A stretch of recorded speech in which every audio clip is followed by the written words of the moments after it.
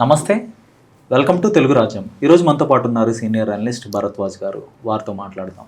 Sir నమస్తే. నమస్తే అండి. సార్, నిన్న కాకినాడలో మన ఊరు మాటామంతి అనే కార్యక్రమంలో కొంతమంది జనసేన శ్రేణులు, టీడీపీ శ్రేణులతో పాటు పవన్ కళ్యాణ్ గారు ప్రధానంగా ప్రసంగించారు. ఆ ప్రసంగంలో ఆయన ఎప్పట్లానే కొంత ప్రతిపక్షాన్ని, వైసీపీని, జగన్ని విమర్శిస్తూ మాట్లాడారు. ప్రతి వైసీపీ గూండాకి చెప్తున్నాను, మీరేదో వస్తారు, 3 ఏళ్ళలో వచ్చేస్తారు అని చెప్తున్నారు. ఒకవేళ వచ్చినా కూడా తొక్కి పట్టి నార తీస్తాము అని చెప్పారు. తర్వాత ఇంకా అనేక అంశాల గురించి ఆయన మాట్లాడారు. నేను దురదృష్టవశాత్తు నేను హోమ్ మినిస్టర్ని కాదు, ఒకవేళ అదే క్రిమినల్స్ అదృష్టం అని కూడా ఆయన చెప్తున్నారు. గతంలో కూడా చెప్పాడు ఆ మాట. ఇంకా ప్రధానంగా మరొక మాట ఏంటంటే, ఇప్పుడు ఆ చనిపోయిన సాయికృష్ణ అని ఒక రౌడీ ఫెలో చనిపోతే, రౌడీ ఫెలో అన్నారు, లేదు నాకు క్లారిటీ లేదు, ఒక రౌడీ గాడో ఏదో అన్నారు మొత్తానికి, అతను చనిపోతే కూడా అది నన్ను ప్రశ్నిస్తున్నారు, నాకేంటి సంబంధం అని ఆయన చెప్పారు. ఏమంటారు దీని గురించి? అంటే ఒకటి, ఆయన కొంచెం జాతీయోన్మాదాన్ని రెచ్చగొట్టే ప్రయత్నం చేస్తున్నాడు. జాతీయ ఉన్మాదమే. ఓకే. అంటే జాతీయ ఉన్మాదాన్ని రెచ్చగొట్టడం ద్వారా ఇతర అంశాలన్నింటినీ తొక్కేస్తున్నాడు. అంటే జనరల్గా వ్యక్తి ప్రయోజనం, ఆ తర్వాత సమాజ ప్రయోజనం, ఆ తర్వాత దేశ ప్రయోజనం అని ఆ పద్ధతిలో పెడుతుంది ఆలోచన. కానీ ఈయన దేశ ప్రయోజనం, తర్వాత సమాజ ప్రయోజనం, తర్వాత వ్యక్తి ప్రయోజనంగా మారుస్తున్నాడు దాన్ని. వ్యక్తి ప్రయోజనమే సమాజ ప్రయోజనం అవుతుంది, అవదు, అలా అవదు. వీళ్ళకి చెప్పే సిద్ధాంతం ప్రకారం జాతీయ ఉన్మాద లక్షణం ఏంటంటే, దేశం ప్రధానం, నువ్వు తిన్నావా తినలేదా అనేది మాట్లాడుకు, దేశం కోసం అవసరం అయితే నువ్వు చచ్చిపో అని చెప్తారు. అది జాతీయ ఉన్మాదం అంటారు దాన్ని. ఓకే. జాతీయవాదం జాతీయ ఉన్మాదానికి మీరు ఏమైనా డిఫరెన్స్ చెప్పగలరా? ఎందుకంటే మనం ప్రతిదాన్ని జాతీయవాదము వేరు, జాతీయవాదం వేరు. ఓకే. జాతీయవాదం అంటే ఒక ప్రాంతపు ప్రజలు వాళ్ళ ఆకాంక్షల గురించి సంఘటితం కావడం, మా పరిస్థితి ఇది అని మాట్లాడటం, దీన్ని ప్రాంతీయవాదం అంటున్నాడు ఇప్పుడు పవన్ కళ్యాణ్ గారు. దీన్ని ఉగ్రవాదంతో పోలుస్తున్నాడు. ఓకే. అంటే మేము మా ప్రాంతము అని మాట్లాడటం ఉగ్రవాదం. దేనికి ఉగ్రవాదం? వీళ్ళు మా ప్రాంతపు అభివృద్ధి అని ఎవరిని నిలదీస్తున్నారు? పైన ఉన్నటువంటి వాళ్ళని నిలదీస్తున్నారు. అది కదా, వాళ్ళని నిలదీయటం తప్పంటాడు ఈయన. వాళ్ళ ప్రయోజనాల రీత్యా మీకు ఈ ప్రమాదం వస్తుంది అని చెప్పడు ఆయన. వాళ్ళు కన్సిడర్ చేయటం వల్ల మీరు ఈ మాత్రమైనా బతుకుతున్నారు అంటున్నాడు. అందుకని ఆయన, వీళ్ళేమో వాళ్ళని శత్రువులుగా మాట్లాడతారు. వాళ్ళని శత్రువులుగా మాట్లాడితే నువ్వు జాతీయ సమగ్రతను ప్రశ్నిస్తున్నావు అంటాడు ఈయన. ఇలా జాతీయ ప్రయోజనము పేరుతో జాతి ప్రయోజనాలను చంపేస్తున్నాడు ఆయన. చంపేసి అక్కడి నుంచి కిందకు దిగి వ్యక్తి కూడా త్యాగం చేయాలంటారు. వీళ్ళు ఎందుకు త్యాగాలను ఎక్కువ మాట్లాడతారు? జాతీయ ఉన్మాదులు. నరేంద్ర మోడీ గారు ఎందుకు సైకిల్ వేసుకు తిరగండి అంటాడు? పవన్ కళ్యాణ్ కూడా త్యాగమే చెప్తున్నాడు. వీళ్ళు మనుషులకి త్యాగం చేయమని చెప్తారు. ఎవరి కోసం త్యాగం చేయాలి? వీళ్ళ కోసం త్యాగం చేయాలి. సామాన్యులే త్యాగం చేయాలి, త్యాగదనులు వాళ్ళే.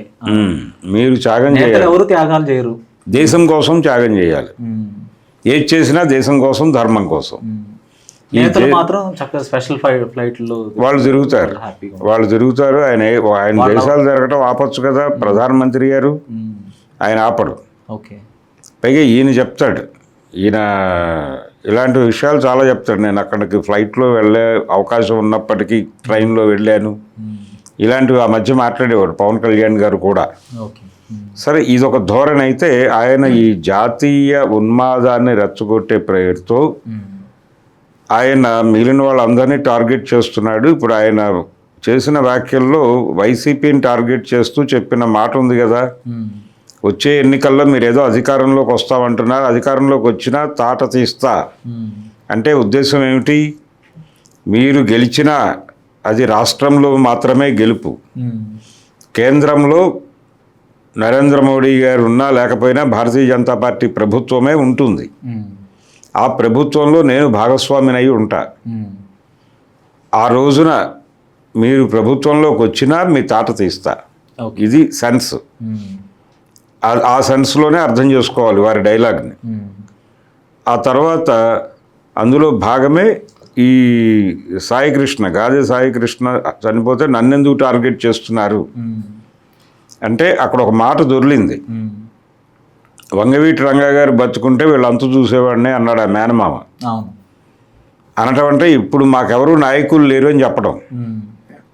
ఆ నాయకులు లేరు అనేటువంటి స్టేట్మెంట్లో ఆ గ్యాప్ ఎవరు వస్తుంది, ఎవరికి వస్తుంది ఆ గ్యాప్? పవన్ కళ్యాణ్కి వస్తుంది. పవన్ కళ్యాణ్ వాంటెడ్గానే గత కొద్ది కాలంగా ఆయన నాకు కులంతో సంబంధం లేదు అని చెప్పుకుంటూ వస్తున్నాడు. కులంగా మీరేం చేశారు నాకు అని కూడా ప్రశ్నించాడు. నన్ను భీమవరంలోను గాజువాకలోను ఓడించింది మీరు కాదా? అప్పుడు నన్ను ఓడించిన మీకు నేను మీకేదో చేయటం లేదని అడిగే రైట్ ఎక్కడది మీకు అంటున్నాడు. గాజే సాయికృష్ణ చావు గురించి నేను మాట్లాడలేదు అంటున్నా కాపు కులానికి భీమవరంలోను గాజువాకలోను నన్ను ఎందుకు ఓడించారో చెప్పే ధైర్యం ఉందా అని అడిగితే ఏం సమాధానం చెప్తారు వాళ్ళు అనేది ఆయన భరోసా. నిజానికి ఈయన అక్కడ ఎందుకు నామినేషన్ వేసాడు? రాయలసీమలో వేయకుండా కాపు ఓట్లు ఉన్నాయి కాబట్టి వేసాడు. ఆ కాపు ఓట్లు నీతో లేవు. ఇప్పటి వరకు పోటీ చేసిన 3 స్థానాలు కూడా స్టేట్ లో one of the top Kapu votes ఉన్న చోటే వేస్తున్నాడు ఆయన. 3 అవే. నీకు కులం లేనప్పుడు నువ్వు రాయలసీమ నుంచి పోటీ చేయి, వెళ్ళిపోయి బాలకృష్ణ ప్లేస్లో పోటీ చేయి హిందూపూర్లో. ఎవడు కాదన్నాడు నిన్ను? అంటే నేరుగా పులివెందులో కూడా పోటీ చేయొచ్చు. అక్కడ చేయొచ్చు అక్కడ, ఎందుకంటే ఎక్కువ రెడ్డి ఓట్లే అత్యధికంగా ఉన్న ప్రాంతం. నువ్వు ఎవరి మీదైనా ప్రభావం వేస్తావు, నీకు ఒక వాగ్ధాటి ఉంది, నువ్వు చాలా అద్భుతమైనటువంటి ఉపన్యాసకుడివి, నువ్వు ఏదైనా విన్యాసం చేయొచ్చు, జనం చూస్తారు, నమ్ముతారు, ఏదైనా చేస్తారు. నీకేమో కులం కావాలి, వాళ్ళకేమో నీకు బానిస, కట్టు బానిసలేం కాదుగా వాళ్ళు. నువ్వు వాళ్ళ వైపున బలంగా నిలబడవేమో అనే అనుమానం చొప్పున వాళ్ళ దారులు వాళ్ళు ఎత్తుక్కుంటున్నారు. అందుకే నిన్న మేనమావ ఆ మాట అన్నాడు. వంగవీటి రంగా గారు బతుకుంటే వీళ్ళ తాట తీసేవాడిని అన్నాడు ఆయన. అంటే ఆయన ఉద్దేశం ఏమిటి? రంగా గారు తీసేవాడని. అలాంటి నాయకుడు లేడు మాకు ఇప్పుడని చెప్పడం ఆయన ఉద్దేశం. ఆ నాయకుడి ప్లేస్లో మేము ఒక దశలో చిరంజీవిని అనుకున్నాం, ఆ తర్వాత పవన్ కళ్యాణ్ అనుకున్నాం. వాళ్ళిద్దరూ కూడా అంతర్ధానం అయిపోయారు, వాళ్ళిద్దరూ వెళ్ళి అవతల క్యాంప్లో కూర్చున్నారు అనే సెన్సే ధ్వనించింది. ఈ క్రైసిస్ని మేనేజ్ చేసిన వాడు ముఖ్యమంత్రి గారు. ఆయన ఇలాంటి పరిస్థితి వస్తుందనే వారిని పిలిచి సెటిల్మెంట్ చేశాడు, ఆర్థిక ఒప్పందం కుదుర్చుకున్నాడు. 2 నుంచి 3 కోట్లు మీకు లబ్ధి చేకూరుతుందని చెప్పాడు ఆయన. ఆ తల్లిగారికి అంటే ప్రభుత్వం తరపున ఇస్తామని ఏదన్నా ఇన్సూరెన్స్ ఇచ్చి ఉండొచ్చు. రకరకాల పద్ధతుల్లో జరుగుతుంది అది.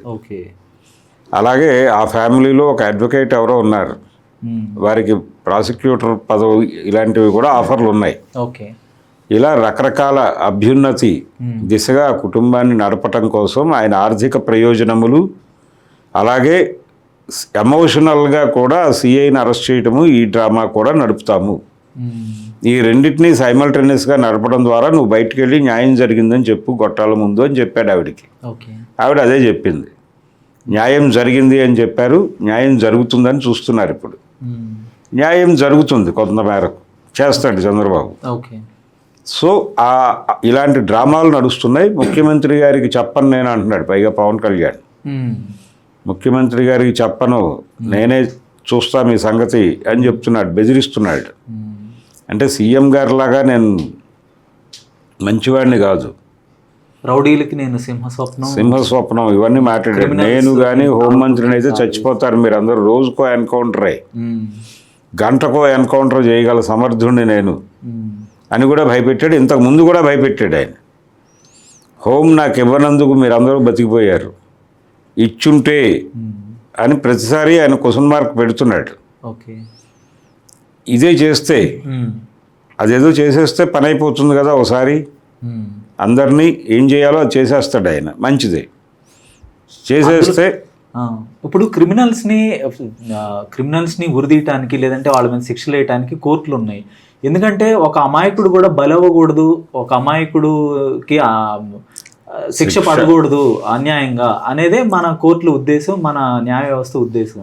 అలాంటిది వదిలేసి ఇప్పుడు ఇలాంటి రాజకీయ నేతలు ఇలాంటి సినిమా డైలాగులు, అంటే 100 మంది అపరాధులు తప్పించుకున్నా పర్లేదు కానీ ఒక నిరపరాధికి శిక్ష పడకూడదు అనేది ఒక నైతిక సూత్రం అనుకుంటే ఉమ్, ఇక్కడ దానికి రివర్స్లోనే జరుగుతోంది. ఉమ్.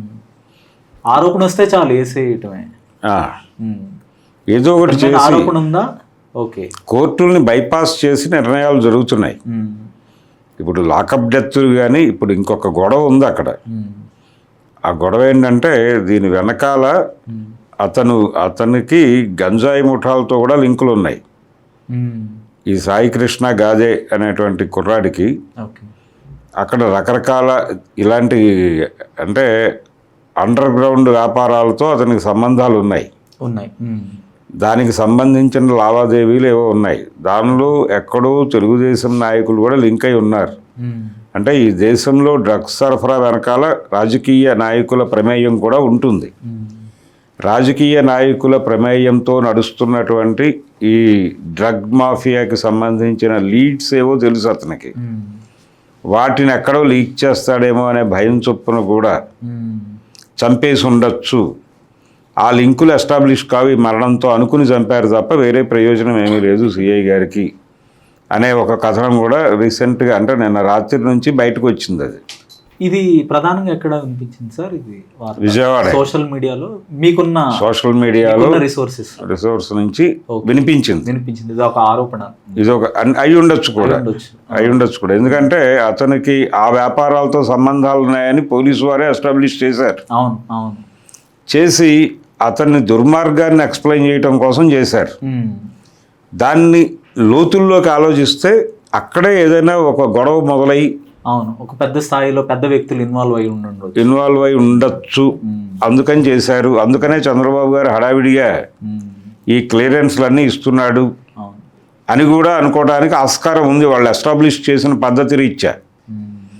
అందుకని ప్రభుత్వం ఏమీ ముఖ్యమంత్రి గారు ఏదో కరుణా సముద్రుడు అనుకోవాల్సిన అవసరం ఏం లేదు. ఓకే. ఆయన కరుణా సముద్రం వెనకాల ఇంకో సముద్రం ఏదో ఉంటుంది. అందుకని పవన్ కళ్యాణ్ గారు ఏదో ఆయన పవిత్ర ఆత్మ, ఆయన చాలా గొప్పవాడు, దేవుడు, దైవాంశ సంభూతుడు, తిరుమల వెంకటేశ్వర స్వామి చంద్రబాబు రూపంలో తచ్చాడుతున్నాడు దాకా మాట్లాడేస్తున్నాడు. చాలా గౌరవం ఇచ్చాడు. నిన్న మాటామంతి కార్యక్రమంలో ఆయన ముఖ్యమంత్రి గారికి ఎనలేని గౌరవాన్ని ఇస్తూ మాట్లాడాడు. కానీ ఆయన మాటల్లో ఆయన జాతీయ రాజకీయాల్లోకి వెళ్ళిపోతున్నాడు అనే ఇంటెన్షన్ కనిపించింది. ఆయన 5 రాష్ట్రాల్లో పోటీ చేయబోతున్నామని చెప్పాడు. రాబోయే ఎన్నికల్లో సౌత్ మొత్తం జనసేన ప్రజెన్స్ ఉండబోతోంది అని చెప్పాడు. ఈ ప్రయత్నం అంతా కూడా ఆయన మోడీ గారి క్యాబినెట్లోకి వెళ్ళిపోతూ ఇక్కడ తను ఖాళీ చేసిన ప్లేస్ను నాగబాబు గారితో నింపి మంత్రిగా, రాష్ట్ర మంత్రిగా నాగబాబుకు ఆల్రెడీ ప్రామిస్ చేశారు. ఆ ప్రామిస్ని నెరవేర్చుకుంటాడు. అంటే ఆయన చేతిలో ఇప్పుడు 3 శాఖలు ఏవో ఉన్నాయి. ఒక శాఖ ఈయనకి ఇచ్చి 2 శాఖలు వాళ్ళకి వదిలేస్తారు. అది ఏమిస్తారు అనేది తర్వాత చూసుకుంటారు. అంటే లోకేష్ క్యాబినెట్లో నాగబాబు గారు ఉంటారు, పవన్ కళ్యాణ్ ఉండడు. పవన్ కళ్యాణ్ కేంద్ర మంత్రిగా వెళ్ళిపోతాడు. వెళ్ళిపోయి ఆయన జాతీయ పార్టీ, జాతీయ రాజకీయాలు, జాతీయ సమగ్రత, జాతీయ ఉన్మాదము ఆ ప్రోగ్రాంలో ఉంటాడు ఆయన. సో ఆయన్ని జాతీయోన్మాద శాఖ మంత్రిగా ఆల్రెడీ ప్రపంచం డిసైడ్ అయిపోయింది. కాబట్టి రాజకీయం ఈ దిశగా నడుస్తోంది. దాన్ని సూచనప్రాయంగా చెప్పాడు. నేను అక్కడికి వెళ్ళిపోతే మాత్రం మీరేదో అధికారంలోకి వచ్చేసి ఏదో బాగుకుందామని అనుకుంటున్నారేమో వైసీపీ. నేను అక్కడ ఉంటాను, ఢిల్లీ నుంచి మిమ్మల్ని చావగొడతాను. నేను ఒళ్ళు దగ్గర పెట్టుకుని వ్యవహరించండి. కూటమి ప్రభుత్వాన్ని పడగొట్టేస్తే పవన్ కళ్యాణ్ నుంచి తప్పించుకుందాం అనుకుంటారేమో. పవన్ కళ్యాణ్ మిమ్మల్ని వదలడు. పవన్ కళ్యాణ్ ఢిల్లీ నుంచి కొడతాడు ఈసారి మిమ్మల్ని. ఇప్పుడు అమరావతి నుంచి కొడుతున్నాడు, రేపు ఢిల్లీ నుంచి కొడతాడు. ఒళ్ళు దగ్గర పెట్టుకుని ప్రవర్తించండి అనే వార్నింగ్స్ కూడా ఇచ్చేస్తున్నాడు ఆయన. ఇది ప్రమాదకరమైన ధోరణి. కాబట్టి పవన్ కళ్యాణ్తో ఎలా వ్యవహరించాలో ప్రపంచం అంతా నిర్ణయించుకోవాలి. అంటే అన్ని ప్రాంతాలు ఆలోచించుకోవాలి, అన్ని కులాలు ఆలోచించుకోవాలి, ప్రతి ఒక్క వ్యక్తి ఆలోచించాలి. పవన్ కళ్యాణ్ అనేవాడు ప్రమాదం అనే విషయం అర్థమైతే చాలు. ఓవైపు సీఎం స్థాయి వ్యక్తి కూడా ఆ సాయి కృష్ణ తల్లిని పిలిపించుకొని ఆవిడని ఓదార్చడం, తర్వాత ఆవిడకి కొంత ఎష్యూరెన్స్ ఇవ్వడం జరిగింది. ముందు టీడీపీ సంబంధించిన కొన్ని ట్రోల్ పేజీల్లో ఆ సాయి కృష్ణ మీద కొంత దుష్ప్రచారం జరిగినప్పటికీ సీఎం ఈ స్టెప్ తీసుకున్నారు. మళ్ళీ పవన్ కళ్యాణ్ గారు వచ్చేసి దీన్ని ఆ సాయి కృష్ణ అనే వ్యక్తిని ఒక రౌడీగా మాట్లాడుతూ ఆడెవడో చనిపోతే నన్ను అడుగుతున్నారు ఒక రౌడీ ఫెలో అన్నట్టుగా ఆయన అదేనండి, అదే గొడవ. ఇప్పుడు ఆయన దాంతో ఐడెంటిఫై కావడానికి సిద్ధంగా లేడు ఆయన. ఆ క్యాస్ట్తో కానీ కాస్ట్ని కూడా తీసుకొస్తున్నారు. మనం కాపుల్ని ప్రొటెక్ట్ చేయకపోతే మనకేదో ఓట్లు పోతాయని కూడా ఆయన ఒక వ్యాఖ్యానం చేశారు. అవునండి, అదే ఇప్పుడు ఆయన క్యాస్ట్ని డిజోన్ చేసుకుంటున్నారు అన్నట్టుగా మాట్లాడుతున్నాడు. సార్ ఇక్కడ క్వశ్చన్ ఏంటంటే 2024 ఎన్నికల ముందు వరకు కూడా ఆయన ఎక్కడా కూడా మనం ఎంత వేసి వెతికినా కూడా నేను కాపును కాదు, కాపుల తరపున ప్రతినిధి కాదు అని స్పష్టంగా ఎక్కడా చెప్పలేదు. కాపులు ఇంకా ఆయన ఏమన్నాడంటే కాపులు కులభావం తెచ్చుకొని నాకు ఓట్లేయండి అని కూడా ఆయన అన్నారు. ఆ భీమవరం, గాజువాక, పిఠాపురంలో కూడా పోటీ చేశారు ఎక్కడైతే కాపులు ఎక్కువ ఉన్నారు. ఇప్పుడు ఆల్ ఆఫ్ సడన్ నేను ఒక జాతి సమగ్రత కోసం పనిచేసే వ్యక్తిని, నేను కాపు కులానికి నాకు సంబంధం లేదు, కాపులు అయితే ఏంటి ఎవరికి ఎక్కువ అన్నట్టుగా ఉంది. కాపులు కాదండి, నేను సర్వకుల నాయకుడిని అని చెప్పుకున్నాడు ఆయన. నాకు అన్ని కులాలు ముఖ్యమే, రెల్లి కులంకి ఏదైనా సమస్య ఉన్నా నేను నిలబడతాను, బ్రాహ్మణులకు ఏదైనా సమస్య ఉన్నా నిలబడతాను, కమ్మవారి తరఫున నిలబడతాను, క్షత్రియుల తరఫున నిలబడతా, రెడ్ల తరఫున కూడా నిలబడతా అని చెప్పాడు ఆయన ఈ మధ్య కాలంలోనే. ఏది ఆయనకి అంటే చాలా క్లియర్ ఇండికేషన్ ఏంటంటే పవన్ కళ్యాణ్ ఇలా విశృంఖల వాదనలు చేయటం ప్రారంభించటానికి ముందు జరిగిన ఒక ఇన్సిడెంట్ గుర్తుంచుకోవాలి. అది నరేంద్ర మోడీ గారు హైదరాబాద్ వచ్చి పవన్ కళ్యాణ్ ఇంటికి వెళ్ళి గంటసేపు మాట్లాడాడు. మాట్లాడటానికి ముందు రోజు వరకు పవన్ కళ్యాణ్ అలా ఉన్నాడు. ప్రధానమంత్రి మాట్లాడి వెళ్ళిన తర్వాత పవన్ కళ్యాణ్ అలా బిహేవ్ చేస్తున్నాడు. ఈ బిహేవియర్ వెనకాల గంట సమావేశం అనేది పునాదిగా ఉందనే విషయం గుర్తుంచుకొని పవన్ కళ్యాణ్ ఉపన్యాసాలు వింటే విషయం అర్థమవుతుంది. ధన్యవాదాలు సార్. Thank you.